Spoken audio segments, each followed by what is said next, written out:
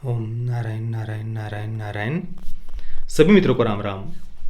दोस्तों, आज हम फिर से बॉलीवुड की एक और घटिया सी फिल्म के घटिया से ट्रेलर के बारे में बात करने वाले हैं, जिस फिल्म का नाम है बधाई दो। अभी 10 घंटे पहले जंगली पिक्चर्स इस यूट्यूब चैनल पर इसके ऑफिशियल ट्रेलर को रिलीज़ किया गया। 2 मिनट और 47 सेकंड का ये ट्रेलर है। और उसके बाद अभी 2 घंटे पहले जी म्यूजिक कंपनी और जी स्टूडियोज, इन 2 और यूट्यूब चैनल्स पर इस ट्रेलर को रिलीज़ किया गया है। ये जिस प्रकार की फिल्में अभी बॉलीवुड में आ रही ना पिछले कुछ वर्षों में, विशेषतः पिछले 5-6 वर्षों में, वो देखकर एक बात तो कंफर्म हो गई है, पक्की हो गई है कि भाई बॉलीवुड को अपने ही पैरों पर कुल्हाड़ी मारकर मजा आ रहा है। मतलब इतनी देश भर से आलोचना हो रही है, लोग इतनी कठोर आलोचना कर रहे हैं बॉलीवुड की, पर फिर भी जैसे बॉलीवुड को कुछ फर्क ही नहीं पड़ रहा। उल्टा ऐसे लग रहा है जैसे बॉलीवुड देश के लोगों को, जो उनकी ऑडियंस है, दर्शक है, एक प्रकार से उनके कस्टमर्स है, वो उन्हें ही चैलेंज कर रहा है कि तुम हमारी आलोचना कर रहे हो ना, हम उल्टा और वैसा ही करके दिखाएंगे, देखते हैं तुम लोग क्या कर लोगे। कुछ इस प्रकार की मानसिकता बॉलीवुड की हो गई है, ऐसे लग रहा है। बार बार बार बार इस प्रकार की फिल्में, वही वोक कल्चर, वही वोकिज्म, वही सेक्सुअल लिबरेशन, भाई कुछ इससे अलग हटकर बना नहीं सकते क्या?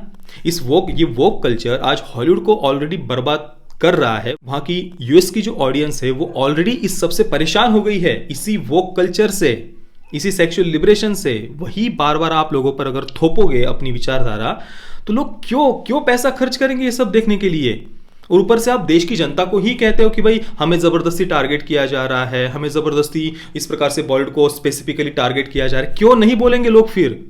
आप तो बड़ी अभिव्यक्ति की आजादी के ठेकेदार हो ना। हाँ, वो डिस्क्लेमर डाल डालकर आप लोग ये दिखाते हो ना ये सब। तो फिर लोगों का जो ओपिनियन है, लोग जो आपकी आलोचना करते हैं, उससे भी तो खुले हृदय से उसका स्वागत करो ना। तब क्यों फिर कहते हो कि हमें क्यों टारगेट किया जा रहा है? ये सब आपको बनाना भी है, वो कल्चर को भी लोगों पर थोपना भी है, और ऊपर से आप चाहते हो कि लोग थिएटर में भी आए और आपका ये सब, ये वही वोक कल्चर आपका देखे भी। क्यों क्यों क्यों देखे ये लोग? और क्यों आप थोप रहे हैं अपना ये वोक कल्चर लोगों पर? और दोस्तों याद करिए, अभी 4-5 वर्ष पहले की बात है, जब देश में डिबेट चल रही थी कि भाई राष्ट्रगान के लिए खड़े होना है या नहीं होना है। देश भर के जितने भी लेफ्टिस्ट है, लिबरल्स है, इंटेलेक्चुअल्स है, वो तर्क दे रहे थे कि तुम कौन होते हो मुझे अपनी देशभक्ति कैसे व्यक्त करनी है बताने वाले? तुम कौन होते हो मुझे राष्ट्रगान के लिए खड़े होने के लिए फोर्स करने वाले? तुम कौन होते हो भारत माता की जय मुझे कहना है या नहीं कहना ये बताने वाले? तुम कौन होते हो मुझे वंदे मातरम कहना है या नहीं कहना ये बताने वाले? भाई देखो, किसान आत्महत्या कर रहे हैं, गरीब और किसानों के बारे में बात करो, मजदूरों के बारे में बात करो, लोग भूखे सो रहे हैं उसके बारे में बात करो। ये क्या राष्ट्रवाद राष्ट्रवाद लगा के रखा है? राष्ट्रवाद तो स्काउंड्रल्स का आखिरी सहारा होता है, दुष्ट और कपटी लोगों का राष्ट्रवाद तो आखिरी सहारा होता है। इस प्रकार के देश भर के करोड़ों करोड़ों लोगों को जो राष्ट्रवादी विचारधारा से है, उन्हें ये स्काउंड्रल्स कह रहे थे। और कह रहे थे कि किसानों की आत्महत्या के बारे में बात करना चाहिए, गरीब किसान मजदूरों के बारे में बात करना चाहिए।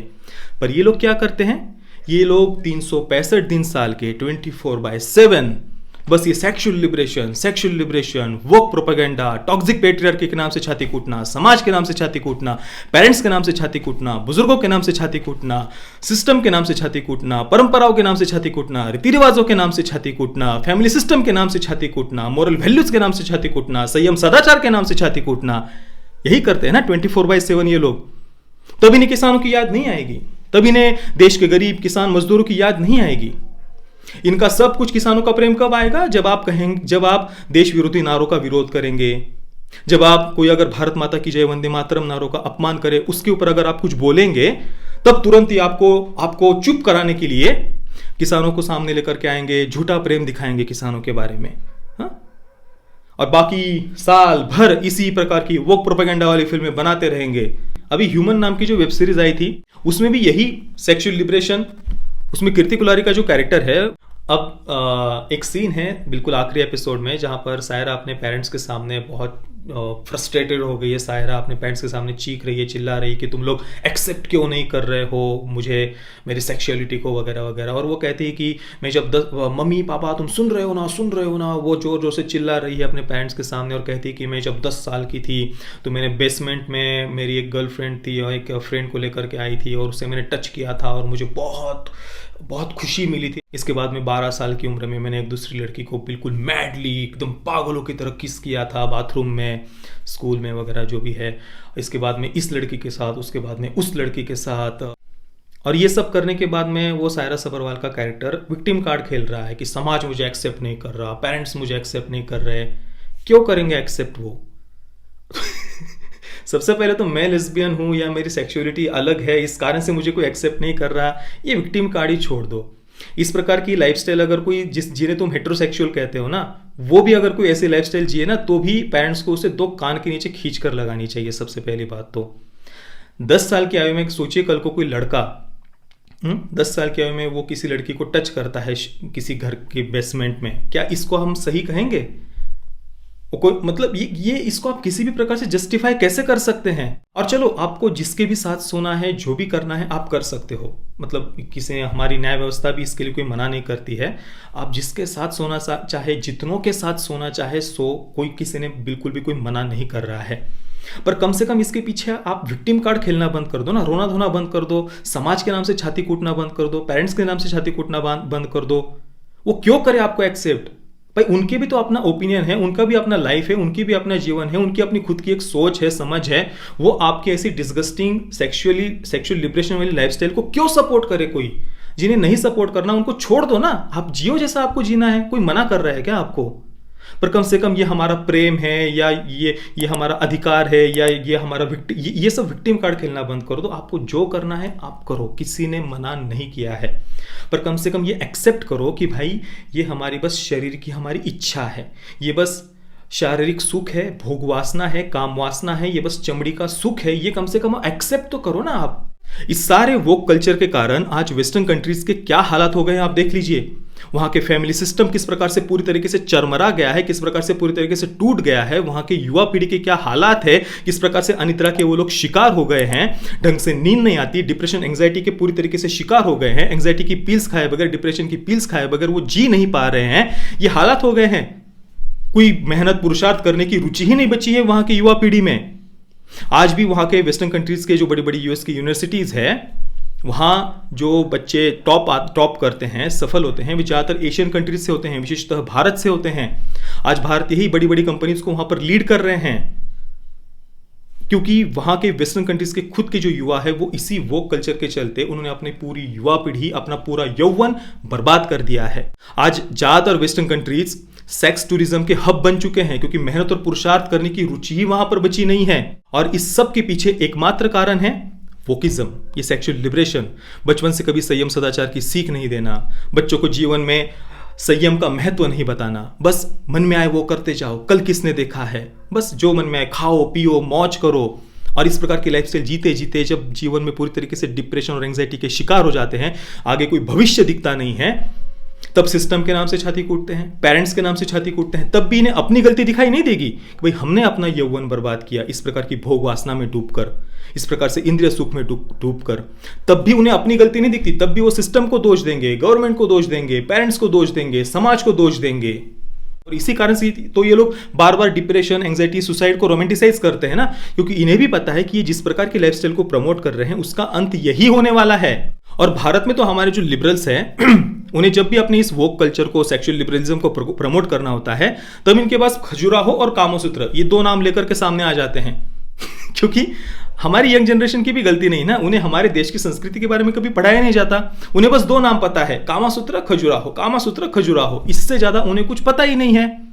हमारे जो वेद है, उपनिषद है, हजारों जो ग्रंथ है, 18 पुराण है, 18 स्मृतियां है, षट दर्शन के षट शास्त्र है, योग और आयुर्वेद के ऊपर लिखे हुए इतने सारे जो शास्त्र है, इतने सारे जो ग्रंथ है हमारे देश के, हजारों ग्रंथ, उन सभी ग्रंथों में ब्रह्मचर्य की महिमा बताई हुई है, संयम सदाचार की महिमा बताई हुई है।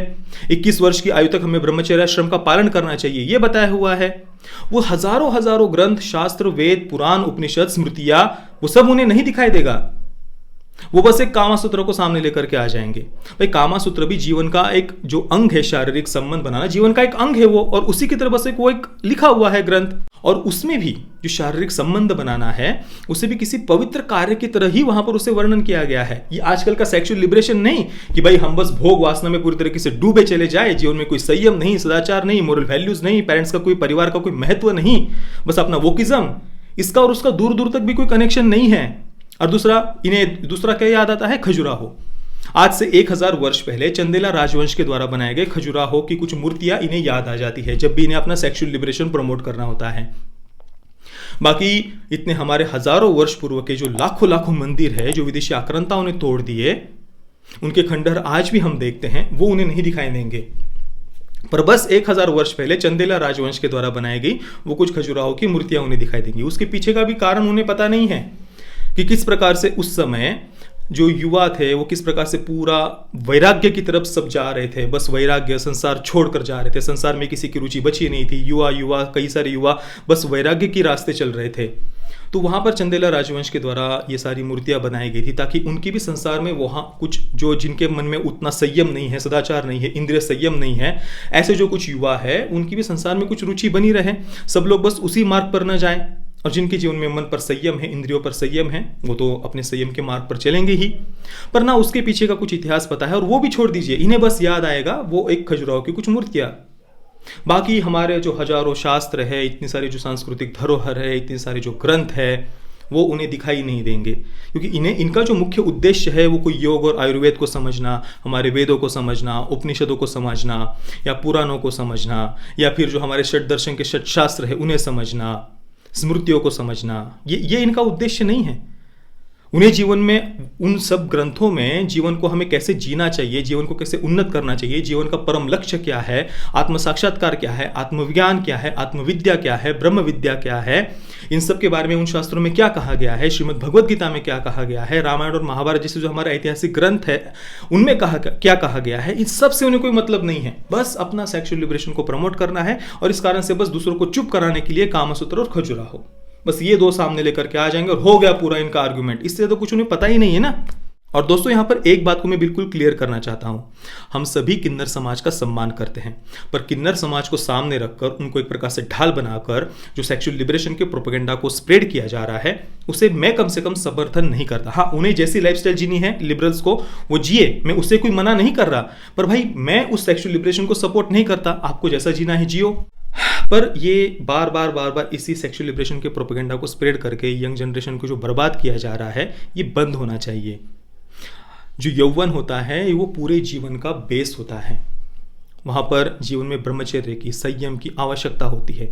अगर जीवन की नींव ही कमज़ोर हो जाए तो आगे पूरा का पूरा जीवन कमज़ोर हो जाता है। भविष्य में फिर बड़ी बड़ी मुसीबतों को, प्रॉब्लम्स को, समस्याओं को उनका सामना करने की हिम्मत बचती नहीं है। फिर थोड़े थोड़े प्रॉब्लम्स आ जाते हैं तो डिप्रेशन और एंग्जाइटी का रोना रोने लग जाते हैं। पर अगर बेस स्ट्रांग हो, ये नींव अगर मजबूत हो, तो आगे जीवन में आने वाली जो हजारों मुसीबतें हैं, उतार चढ़ाव है, उनमें हम सम रहते हैं। वो उतना ज़्यादा हमारे हृदय पर आघात नहीं कर पाती है वो मुसीबतें। और इसी कारण से कम बचपन में संयम की, सदाचार की आवश्यकता होती है। पर ये फिल्मों के माध्यम से, मैं 10 वर्ष की थी तो मैं बेसमेंट में गई और मैंने इसको टच किया, और 12 वर्ष के मैं मैडली किस किया, और हमारी अलग सेक्सुअल प्रेफरेंस है, इस कारण से समाज हम पर अत्याचार कर रहा है। ये ज़बरदस्ती समाज पर ये बातें मत थोपिए। और दोस्तों, राजकुमार राव हो, आयुष्मान खुराना हो, इन्हें लगता है कि इन्हें बॉलीवुड से बड़ी बड़ी फिल्में मिल रही है, पर बॉलीवुड उन्हें बस इस प्रकार के कुछ एक्सपेरिमेंटल जो प्रोजेक्ट्स होते हैं ना, उनके लिए बस बॉलीवुड उनका यूज़ कर रहा है। बाकी जो बड़े बड़े कुछ ऐसे प्रोजेक्ट्स होते हैं, बड़ी बड़ी मसाला फिल्में होती है जो मास ऑडियंस तक पहुंच सकती है, उनमें ज़्यादा उन्हें काम नहीं दिया जाएगा। बस ऐसे कुछ एक्सपेरिमेंटल कुछ प्रोजेक्ट्स होते हैं, उनमें उन्हें काम दिया जाता है। पर फिर भी वो लोग ये बातें समझ नहीं रहे, या समझ कर भी ये क्यों कर रहे हैं पता नहीं, मैं तो ये कम से कम समझ नहीं पाता। बाकी दोस्तों, आपका बधाई हो ट्रेलर के बारे में, आपके क्या विचार है मुझे आप नीचे कमेंट में अवश्य बताइए। ये वीडियो देखने के लिए आप सभी मित्रों का बहुत बहुत धन्यवाद। जय श्री राम, वंदे मातरम।